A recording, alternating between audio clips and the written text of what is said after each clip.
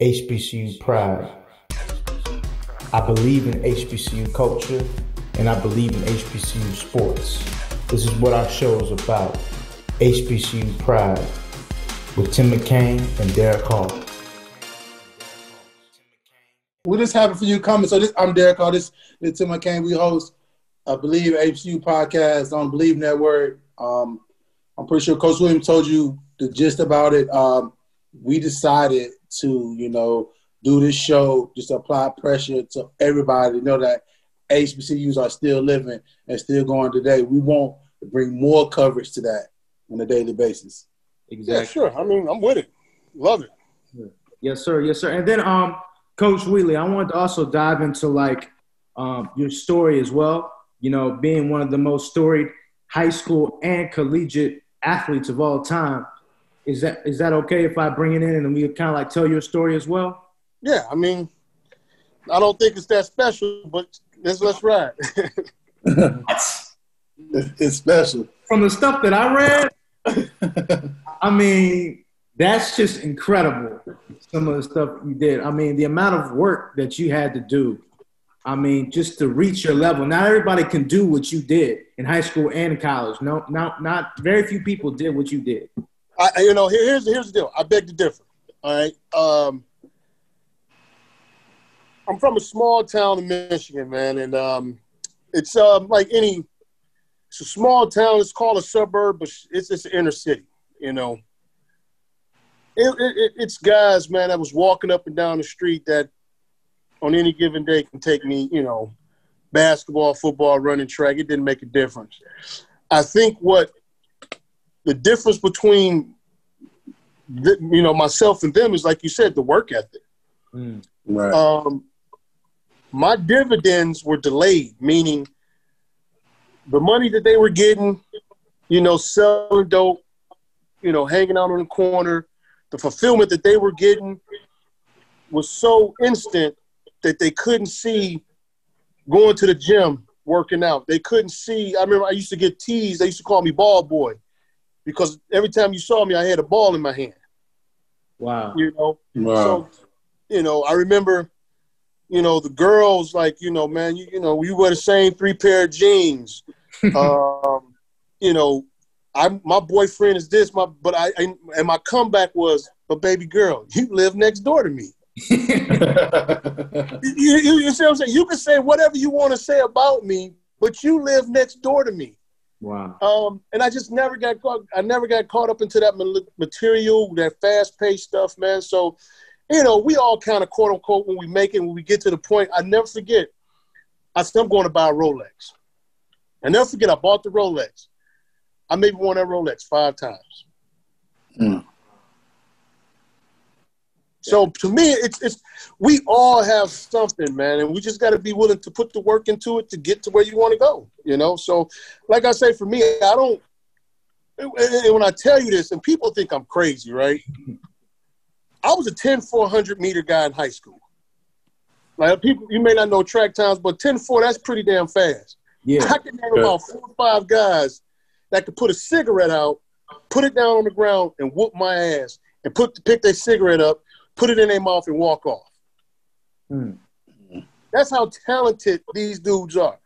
One of my best friends is the head coach of the Harlem Globetrotters. Stayed just on the other route, just around the block from me. Brother had a 48-inch vertical. Do any dunk you can name of. It's about 4 or 5 guys just walk in the street and do just what he did. Mm. So when I tell people these stories, they look at me and be like, man, you crazy, you lying. No, I'm not. I'm just, you see what I'm saying? So the thing for me was, it's not, my grandmother told me this. Life is simple, but that don't make it easy. Okay. And so what she meant by that was, you can do whatever the hell you want to do. It's simple. Just somebody has done it before. Somebody has laid the ground rule. All you got to do is just follow it. She say, so if I wanted to give you a pound cake, I'm going to give you the instructions. And when I give you the instructions, it's simple to follow. So she said, that's life. Everybody got instructions, just follow it. Just follow it. So do you think that's what made your story different? Like that your dedication probably came from your upbringing, some of the stories and the lessons that you learned from your parents or your grandparents, correct? Both my grandmothers. Both my grandmothers. My mother had me when she was 16. My father was shot and killed, murdered when I was 2 years old. Right around there, man, my mom, serious drug addiction. Okay. Mm-hmm. So I live with my mom. I live with my grandmother. Then my brother and sister, and my main focal point was making sure they was okay, right? But it got to the point where I couldn't take care of them until I truly took care of myself. My sister's a dentist hygienist. My brother has his master's degree. He's a supervisor of one of the largest food markets in Michigan right now. Wow. That's amazing. That's amazing. But I guess what I'm saying is it's really not so amazing because you know what? Excuse me for saying it, I kept my foot in their ass. That's what you got to do. I think what separates a lot of people is the drive. Like, yo, I'm good at level 3. Knowing that level 5 is way better if you keep going is at arm's length. It's right there, you know? And the crazy part that they don't realize is the longer you stay at level 3, you will end up putting in more work. Right. You'll put in more work. Because guess what? It's so many people at level 3. And level 3 becomes so competitive. It just becomes so competitive. So that's my story. I'm sticking to it, man. Yes. So is that what you told your sons? Because you have 2 sons who played at the collegiate level. One currently is at the collegiate level, and then one, Tyrone Wheatley Jr. And then he's working. Yeah, he's working on his master's. He was hit with the COVID 19 deal, so he missed the pro day. So he's waiting on a call. Then I have another son who's at Virginia Tech, playing running back right now. Unfortunately, he had hamstring surgery, so he's recovering from that. I have 5 kids altogether. Wow. Running back runs in the family. I remember, right? I'm just getting a little sidetrack, right? I always play man. I get the Raiders. Like, I got to put 47 in the backfield because I know I can go on because I'm going to run the ball on man, and I ain't going to stop the run. So I got to have 47 in the backfield. As with all guys feel like though they got snubbed on the Madden deal was, I think I got snubbed in Madden on the speed. So I never forget I saw the guy, one of the programmers at a convention, and I walked over to him and he looked at me. He was like, "What's your beef?" I said, "You gave me a 78 in speed." Whoa. He's like, "But we gave you a 99 in breaking tackles." What's that mean? He was like, "I can't give you any higher speed and a 99 in tackling. You'll be damn near impossible to stop." I said, "Dude, I'm faster than a 78." But man, it was a blast, man. In those days, it was a blast. What was what was one of your most memorable moments as a professional athlete?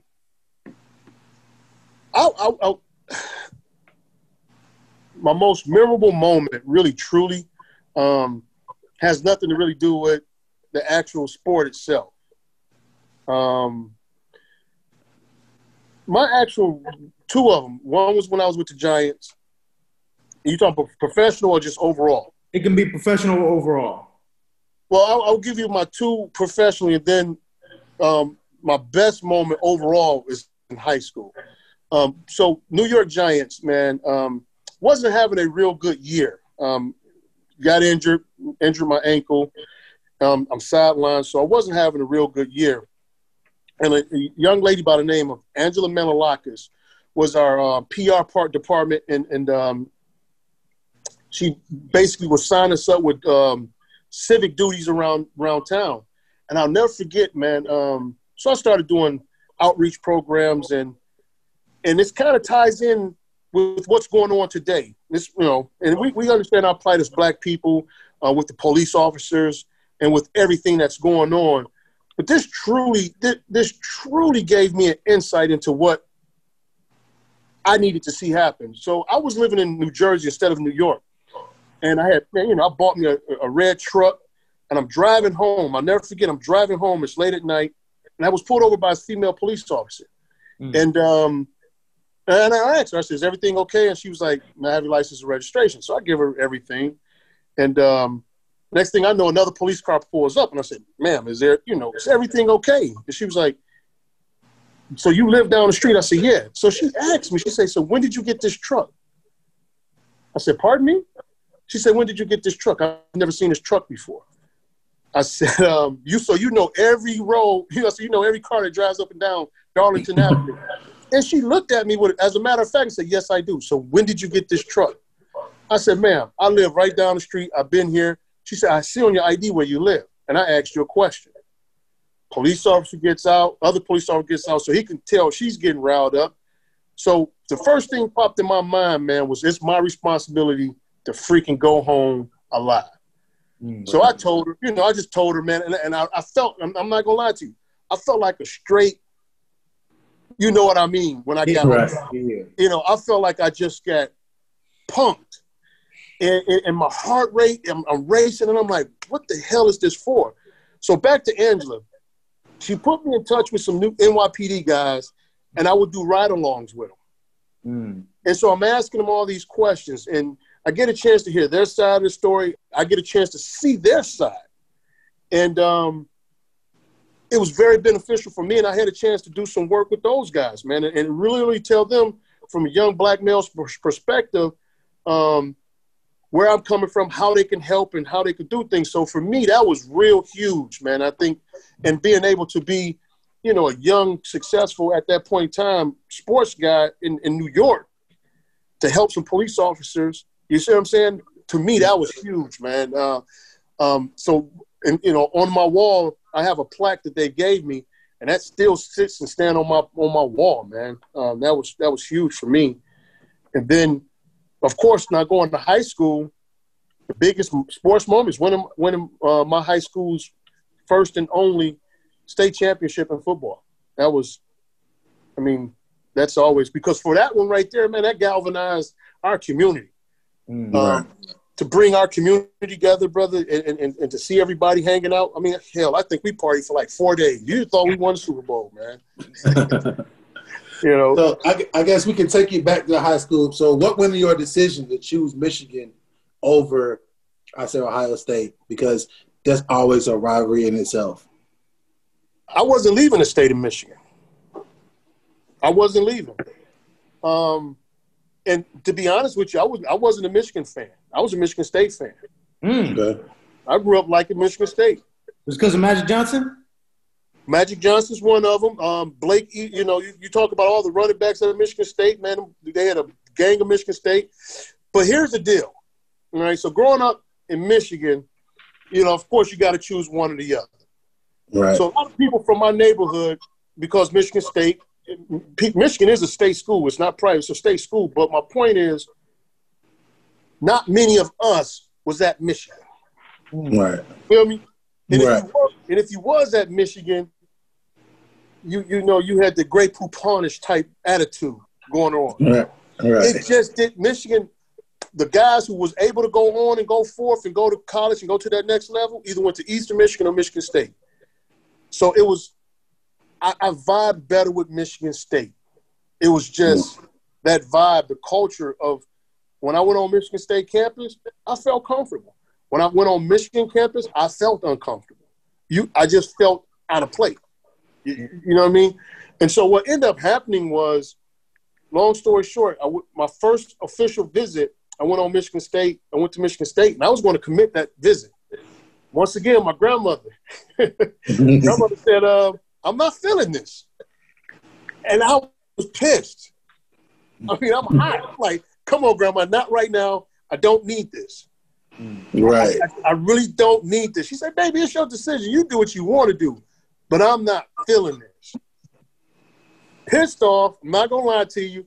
But as it's grandma, so I had to go in the bathroom, as they say, go fix your face. I had to go in the bathroom, fix my face, fix myself, gain my composure, come back out. Didn't commit. I go about 4 or 5 weeks, go on some other visits just to take visits. And Michigan popped up, man. We started a conversation. We started talking. And at this point in time, Bo wasn't the head coach. It was Gary Moeller who was the head coach. And a guy by the name of Jim Herman became my recruiter. And so Jim Herman came to the house one night. My grandmother wasn't in the room. She overheard the conversation. She's like, babe, I think you need to get him a really good list. And I said, why? Why Michigan? Why Michigan and not Michigan State? She said something that was very, very important to me. She said, listen, everybody know you can run the dang on football. Everybody know you can run, jump, and do all this other stuff. She was like, these people want to make an investment in you as a person. As a person. She said, they're the only people who did their homework on you in their background and knew your shortcomings. And so my grandma, we talking, and she was like, baby, everybody don't really know who you are. And back then, like all of us, we had to grow. Back then, man, I was rough around the edges, brother. I mean, I came with a lot of attitude, a lot of anger, a lot of hate, and any other adjective you can describe a young black male from the inner city. I came with that. And other schools who recruited me didn't really understand that. So my grandmother said, baby, just look at all these boys that's going to these schools. They there for a year or two, and they butts back home. So we had a park down the street from our house. It was a basketball court, man. And like that's where we say all our legends go to die. We call it Penn Park University because all the great basketball players will go to school for a year or two, come home, and they're at that park. And she said, baby, you're going to be at the park with the other guys. You go to no other school. She said, but if you go to Michigan, this man told you your background for a reason. He understands that you're coming with some issues. You're coming with some problems, and they're going to help you through it. And, we recruited each other a little bit more, man, and ended up Michigan became the place for me. Amazing. That's amazing. So my question to you is, I did some research on you. You won a total of 9 state championships, both in track and field and football. So what was your experience dominating in both sports? And which one was your favorite in high school? Track was my favorite because it was an individual sport. I didn't really have to rely on nobody but myself, right? But once again, like I say, even though we won the state championship in football, man, it was real. I think that was the most pleasurable and enjoyable because it was with other guys and everybody. But track was my favorite sport because there's nothing no one can say about anything. Or, man, your quarterback was better than my quarterback. Or, man, we had a guy that if my running back didn't drop the ball or fumble the ball, we would have won that game. Track is none of that. Track is, okay, brother, you line up, I line up. Let's go. It's no excuses, right? It's no excuses. It is what it is. It's probably, to me, it's one of the rawest forms of competition that's out there. And it's just my opinion. You can say whatever you want to say. But at the end of the day, when you talk about the GOAT of GOATs in athletics, we can debate about LeBron James and Michael Jordan and all, but when you look at the track and field, the times and gold medals, those things matter. Wow. Hands down. Yeah. I feel like those matter. So getting drafted, first round, what's that feeling like? Like, surreal. Is it like a sigh of relief? Is it just no? Because now ain't sigh of release, man. That's work. Work is now started. Right. Like whatever you think you've done to that point to get drafted, you can scratch all that. You might as well just take everything you've done from Pop Warner, high school to college. You might as well put all that in the bag, tie it up, and throw that stuff away, and start all over again. Because you can't live on that. Because now you're dealing with money. Yeah, you're digging into people's pockets now. You see what I'm saying? Because now all of a sudden you got a guy, Rodney Hamptons, who's been to a Pro Bowl. They're bringing this young guy in. I'm here to take his money. Now you're no longer a quote unquote person. You're a product. You're a product. you're basically exchanged on the stock market. If you're doing what you're supposed to do, like anything else, your stock rises. But hell, and as we see in sports today, no matter how high your stock rises, you still can get sold off. Wow. Did you know that from the beginning? Because like you sat out 17 days for your rookie signing bonus. You weren't gonna sign. You sat out for 17 days, correct? Sat out 17 days and ran in a track meet. Wow. Ran in a track meet. Because this, like I said, that was a blessing and a curse. Hugh Douglas was picked with the 16th pick to the Philadelphia Eagles. And back then, they was even still trying to say, well, I was a big running back. I was a straightforward guy, the pound in my life group span and all this stuff. So they were still going to try and short me on my money. And I said, listen, Hugh Douglas is a defensive end. Nope.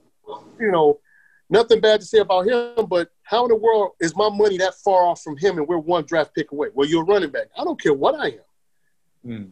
So I remember Nike gave me the opportunity to go run into the American Gold and West meet, which was basically the American championships. And nobody gave me a chance in hell to do anything in that track meet. I placed 7th in that track meet. Wow. So in that day, I said I was the 7th best hurdler in the United States. And I hadn't ran track in almost 3 months. It's pretty huge. That is huge. Yeah, that is huge.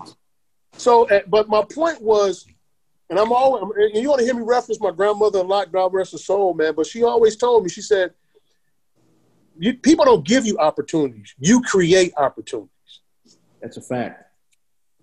And it used to make her so upset when she was like, well, I want to thank you for giving me this opportunity. And I'd be like, why are you so upset? She's like, they didn't give you that opportunity. You created it. You created that opportunity. And she said, every opportunity you create, now you create options. She said, so you don't want to settle for an opportunity. You want options. And so what I was doing at that point in time, I was giving myself an option. Because what people didn't know at that point was Nike was ready to sign me to a contract to run track. So if my football career didn't take off, I was ready to sign a contract with Nike to go run track. It worked out both ways. Both ways. Yeah. So I feel like I remember you more as a Raider than a Giant. So I have to ask about the tuck rule game. So I have to ask. It's a fumble. It was a fumble, man. It was a fumble. It looked like a fumble. Come on now. It was a fumble. Oh, man. It was a fumble. That lifted Tom Brady's career to new height. You heard it? And listen, it was a fumble. And then they wait, 15 years later to change the rule? Right. Come on. It was a fumble. So Coach, you speak on your grandmother a lot. One of the quotes that you said was, you can set your sails, but you can't set the wind. What does that mean to you? Basically, life is going to go on, right? You can't stop the clock. There's nothing you can do, right, to change it. You can't change the wind, but you can set your sails. So what that means is, as time moves and as things are moving, hell, you better be moving. You better be going, right? So don't never sit there and say, and her biggest thing was, I could say this, and I know I don't want nobody to say, well, you got whooped. Yeah, I got my ass blazed growing up, okay? Her thing was, just because times are different don't mean, that's another podcast. That's another podcast. But my point is, when I told her, and this is how the whole, you can set your sails, but you can't change the wind, right? This is how this all started. I never forget, I told her one day, I said, Grandma, I'm bored. She turned around and she popped me, and I was like, whoa. She's like, it's grass, dishes, floor, need to be mopped, swept, cut, and you ain't doing too great in your English. So you bored? Then she sat me down and she said, boy, it is so much you can do to get your butt going. And you're going to sit here and say you bored? She said, you know how many people misses opportunities because they sitting down? That's when she said, open your sail and catch the wind. I said, but what if it's taking me in a direction I don't want to go? She said, if you're going in a direction you don't want to go, you still can learn something. You still can learn something. You still can grow. Wow. And that's where it kind of came from. And that's where I kind of took it. And from that point on, man, I never looked back. Man, that's incredible. So where did the coaching passion come from, and when did you decide I was going to coach? Is it like as your career is ending, like I need to find something to do, or was it just always naturally there? Always naturally there, all right? And the reason why for the long pause, this part for me gets kind of a little emotional, so I'm trying to gather myself no matter whatever. Every time I think about it, I just kind of get as I told you, man, I was a little rockhead, man. You know, I was a rockhead, man. I was shipped to Natchez, Mississippi as a kid, and went down to Natchez, and they called me the Michigan Tornado. Then they shipped me back to Michigan, and I was just, if there was a fight to get into, I was looking for it. I mean, I didn't turn out any fights. Like when I say I was just a troubled, angry kid, man. And my uncles and this police officer kind of teamed up to say, you know, we got to get him, we got to get him into something real quick, real soon. Or as the police officer said, man, or else, you know, the worst can be said for this young man, right? Right. Sign me up for the football team, Inkster Raiders. All right? I want you to follow. I want you to follow this story, man. Sign me up for the Inkster Raiders. I was 10 years old. Weighed 126 pounds at 10 years old. So I was too big to play with my age group. So I had to play like 3 or 4 years up. Wow. And I'm playing with some pretty big boys, older boys. And I grew up. I grew up fast, right? Because, man, take your young butt down where you need to be. Don't nobody know you. So, and right then and there, 2 coaches, my boys, love these dudes to death, man. Coach Dobbins and Coach Jones. Coach Jones came over to me and said, you know what, man? First of all, you out here in gym shoes. We call them gym shoes back in Michigan. Everybody be like, what is a gym shoe? We call them gym shoes, sneakers, right? He said, first of all, you out here in gym shoes. We told you needed cleats, right? And I was like, I don't have any.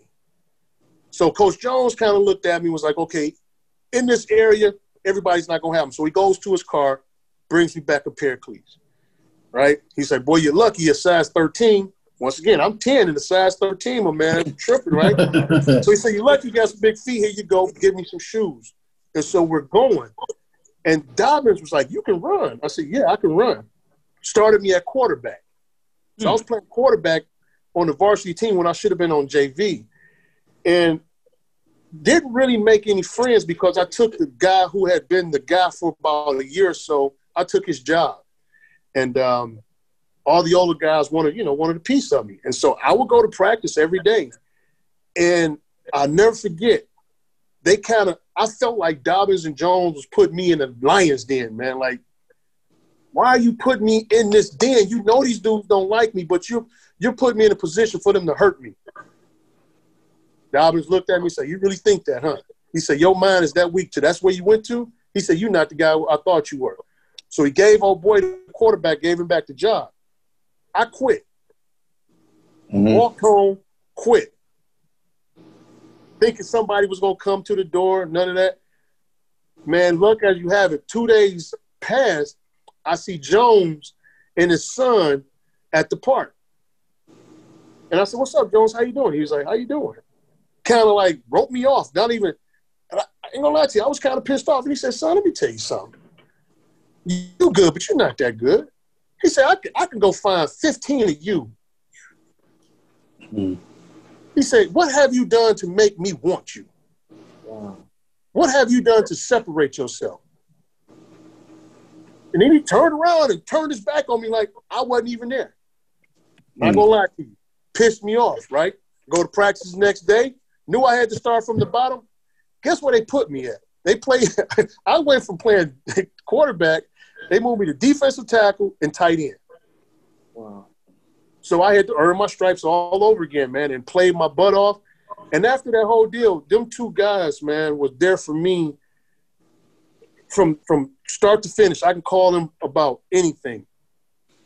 And so I go to high school. Well, really didn't go to high. I dropped out of junior high school. I dropped out in the 7th grade for about 2 years. They were very instrumental in getting me back into school, right? And so when you talk about why did I want to coach, was because a lot of kids in my area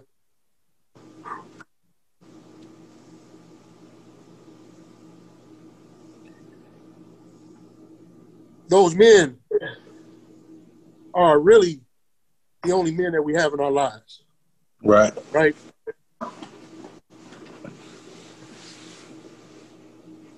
Sorry, Coach. Let it out. No, you good. I'm good, man. Like I said, it don't make a difference how many times I tell the story.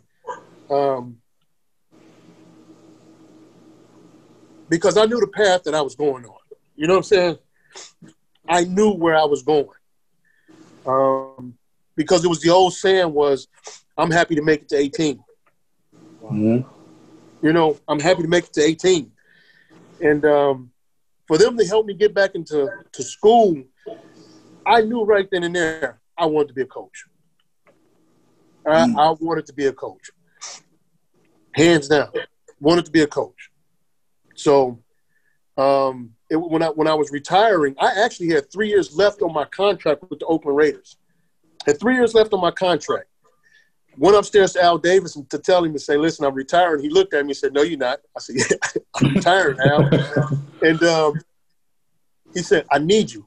I said, Al, I'm done. Because I was more excited to get my life started, right, on the other side as I was to be a coach. And so my plan was, this was my plan, honest to goodness truth, this was my plan, to go back and coach my high school in track and football, go back to the University of Michigan and coach track to coach an Olympian. I wanted to coach an Olympian. Then to go back to University of Michigan as the head football coach and then coaching the NFL. So my first thing was I went back to Robichaud, went back to my high school to coach at my high school, both track and football, which was, to me, probably one of the greatest moments in my life, right? It was incredible, not only from the standpoint of just being back home, being back at the neighborhood, but the locker room still smelled the same. The nostalgia of it all just came back to you. And I'm looking at a young me. You know, I'm looking at my community and those kids who kind of had some of the same issues I had. I was able to put my arm around them. I was able to help guide them through it. And that was, to me, I think that was the most incredible thing for me to, you know, give those kids as opposed to teaching them football. You know, Coach, the one thing that I'm just listening to you, I just want to say thank you for doing what you're doing. Because amazing.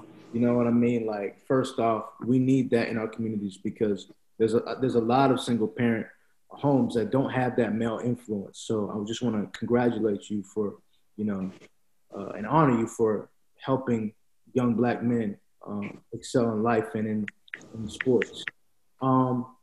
So you're the head coach at Morgan State. You've had years of coaching experience. You're recruiting for young talent, new talent. What are you telling a young kid or their parents or their parent about why they should choose Morgan State? Well, the first thing I tell them is it's not going to be an easy transition. It's going to be hard, but you're going to have somebody there that's going to help you. I've walked in almost every mile you can walk in your shoe. You know, if you had a rough upbringing, I've been there, done that, right?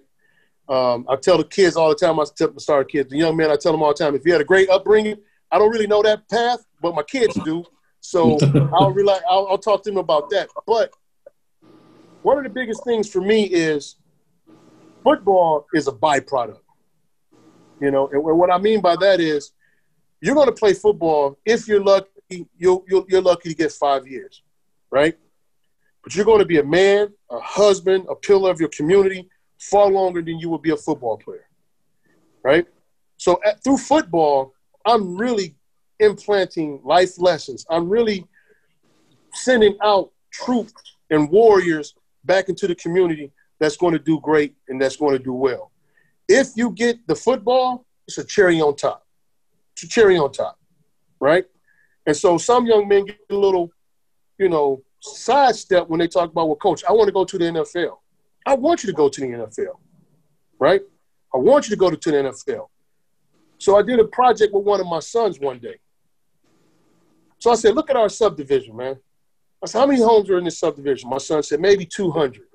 I said, I want you to go knock on 20 doors and take a survey of who and what lives in this neighborhood. He got a little embarrassed. He said, you want me to do what? I said, yeah, just take a survey. Knocked on the door, and I can't remember the numbers offhand, but it kind of went like this. He maybe met two doctors, 3 lawyers. He met a couple of account managers and all that stuff. I said, so how many athletes did you meet? How many NFL players did you meet? I didn't meet any. How many doctors? Well, 2. How many lawyers? 3. How many people who dealt with money? Shoot, that's what majority of the people dealt with. I say, so isn't that something you should basically concentrate on? Because if the number suggests that there are no, I'm the only athlete in the subdivision. Right? And it goes back to my grandmother. Create opportunity to create options, right?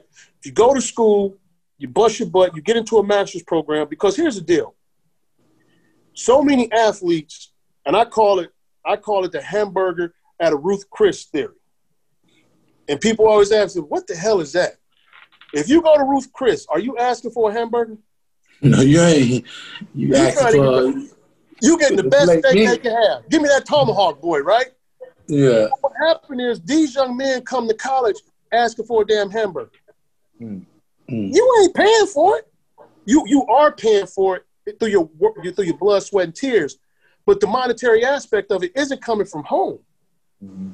So if I'm going to college and I'm basically, bargaining my blood, sweat, and tears for a scholarship, I'm not going to get the less item on the board, man. I'm going to get the best the best degree I can get, or something I truly want to go into that I believe in, that's going to help me propel me for my future, and not put all my eggs in one damn basket. I've already created the opportunity to get into school. Now I want options. So, and that's why I try to tell these people, I'm going to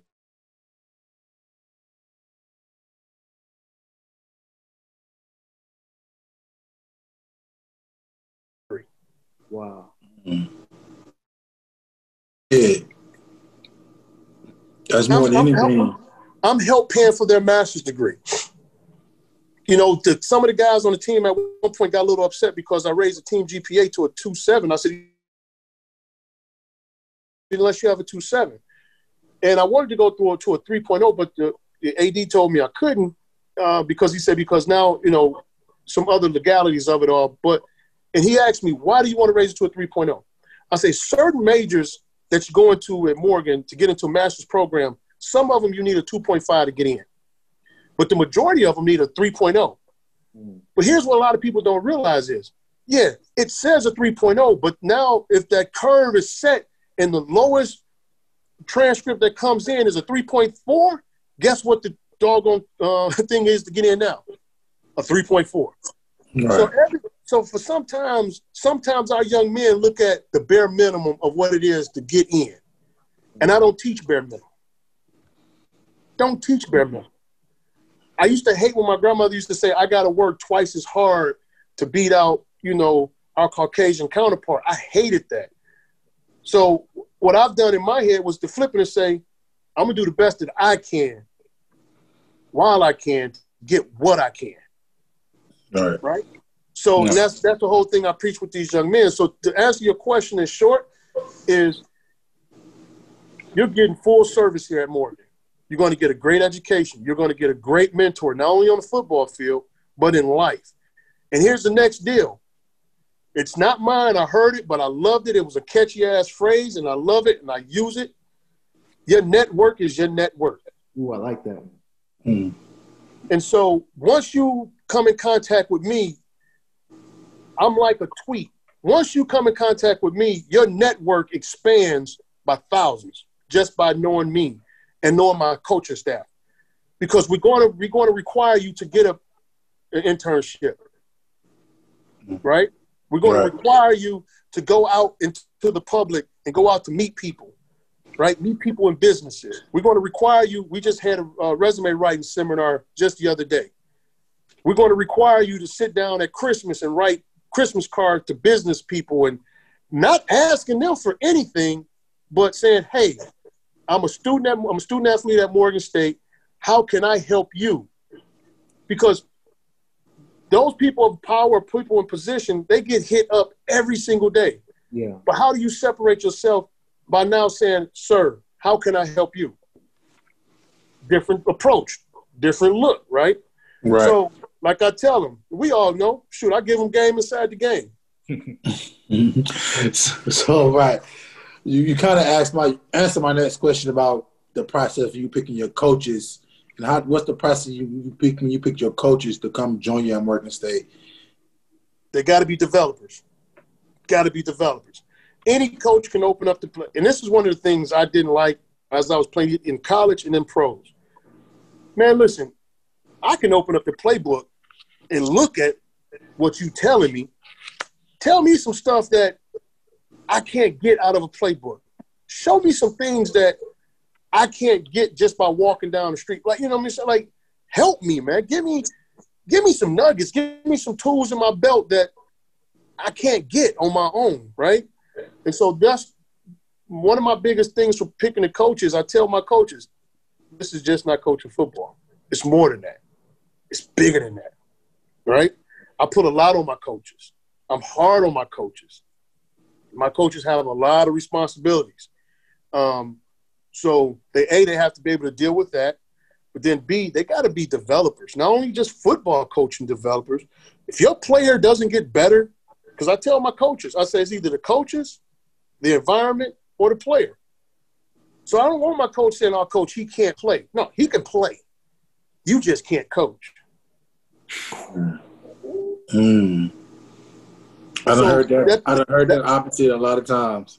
You know, don't tell me the player can't play. Find something he can do to get him on that field. Now, if we exhaust that, okay, then it's the player. Or is it the environment, right? So my coaches got to be great developers. They got to be able to go on that field and take a C and make them a hard B+.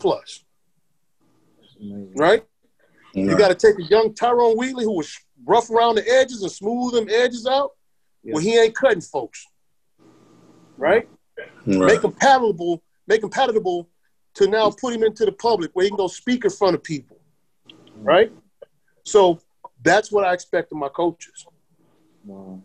That's a lot, man. I think we need more. I wish we had more time, Coach Wheatley, because I think what you're doing is incredible. I think they're going to make a story about you. They're going to be, Coach Carter, you're going to be the new Coach Carter. I'm telling you, just from what I hear from you, just the energy and the passion, I just can't wait to see just the exciting things you do at Morgan State. I'm telling you guys, Morgan State, they're next. They're next. But you're right. We saw all this press about Deion. So, Deion's a pioneer, but we got Tyrone Wheatley doing the same thing at Morgan State. His name just not as big as prime time, but he doing the same thing at an HBCU. Like, we need to show him more love. And I said, Tim, we have to get him on the show because he doing it right now. It's going to take prime a year because he's not playing this year to really be on the sideline, get players in that. Tyrone Wheatley doing it now.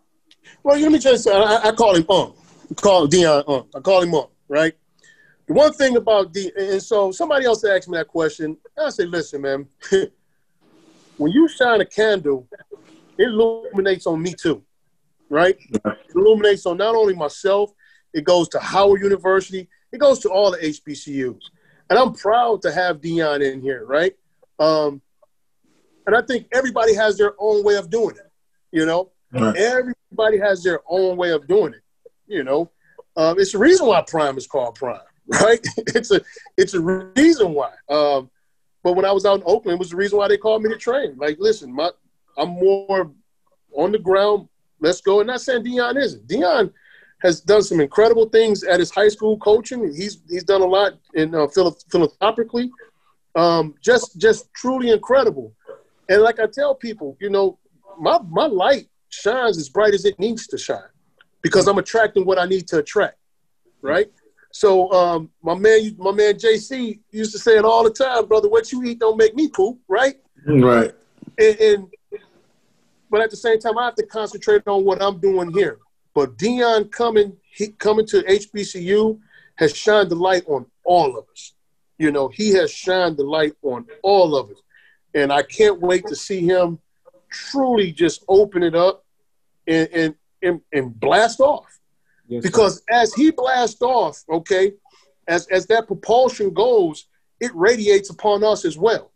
And you have to understand where you are and who you are, right? Right. You know, like you say, Prime that's Prime, right? Right. But at the same time, I have to get mine how I get mine and be ready. Here's the biggest thing people don't realize is when the time comes to basically profit and benefit from it, you can't miss that up. You can't miss that, right? You can't miss it. So I'm just laying the groundwork and doing my due diligence. So when it does pop open, here we are. Yes, sir. But my major reason and my major concern is, yes, I do want to win championships. I do want to win championships. But, and however, when I see my boys, I keep calling them boys, but when I see my young men 20, 25 years later, and they are out there making policy changes, you know what I'm saying? Marching is cool. That's great. You know what I'm saying? Protesting is cool. That's great. But I want to put people in position to make changes, policy changes. Oh, you got a problem? What's the policy? Boom, let's get that changed. That's what I want to put people in a position of, power. I want to empower people, yes, right? Sir. So we're going to win some championships, but I want to win in life, man. I want to win in life. I want to put guys in a position where their families are great. You know what I'm saying? Where now, like people always ask me about, what's your APR rate? Man, I'm so done with the APR rate. They said, well, what are you worried about? I'm placing dudes in jobs. My job placement rate now is going through the roof. We had 5 seniors graduate last year. 4 of them got jobs. And 1 has already got a promotion. He's been promoted already, been on the job 6 months. Mm-hmm. So I'm past the APR rate. I'm about job placement, right? So that's where I'm at, man. That's where I'm at. I want to be able to, in all honesty, I want to be able to create a network where you call me and you say, man, I got a young brother who need a job. Good dude. He just need an opportunity. I pick up the phone. I call somebody else. Job done. Year or 2 later, this young brother's in a position. Now I can pick the phone up with him and say, yo, I got a young brother. Say less. Send him up. Each one teach one. We keep it moving. That's what I want to do. And that's my ultimate goal, man. With this football. This is my pulpit. This is my platform. Wow. This is how I want to do it. Yes, sir. Well, Coach, thank you. Thank you very much for your time. We really appreciate you, Coach. It's a blessing to have you, Coach. It was great. I had a good time. Thank you. Had a good time. We appreciate you, Coach. All right, take it easy. All right.